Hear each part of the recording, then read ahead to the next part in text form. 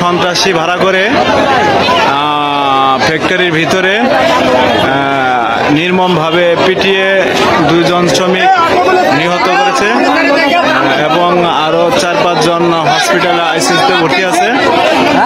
এরকম করাতে শ্রমিকেরা এর বিচার চেয়ে রাস্তায় নেমেছে। মূলত কথা হলো, আমি এক মাস যাবৎ কাজ করেছি। এই বেতন চাওয়াতেই যদি মালিক পক্ষ বাহির থেকে সন্ত্রাসী ভাড়া করে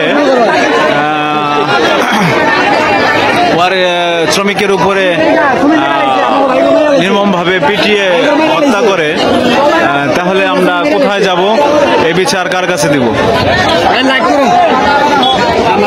লোক আইনা ভাড়া কইরা আমাকে 10-12 জনের মানে এমন পিড়ানে 2 জনের টার্গেট করছিল, যারা আমাকে নেতৃত্ব দিছিল, মানে যারা কথাবার্তা বোঝে, তারা বলছিল বেতনের জন্য। এমন ভাবে ওরা বাইরে থেকে লোক ভাড়া করে আমার সামনে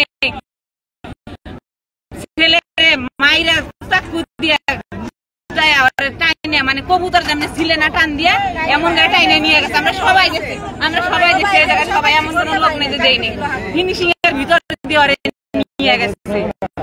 আমরা যেগুলো কত স্থানীয় লোক আছে আমগর উপরেও কিন্তু প্রভাব পেতে পারে। আমাদের এগুলো এলাকার ডকুমেন্টের কাছে সরকার নেই, হয়তো আমাদের তত্ত্বাবধায়ক সরকার। হ্যাঁ, আমাদের জীবনের কি নিরাপত্তা দিল, এটা এর কাছে আমার বিচার।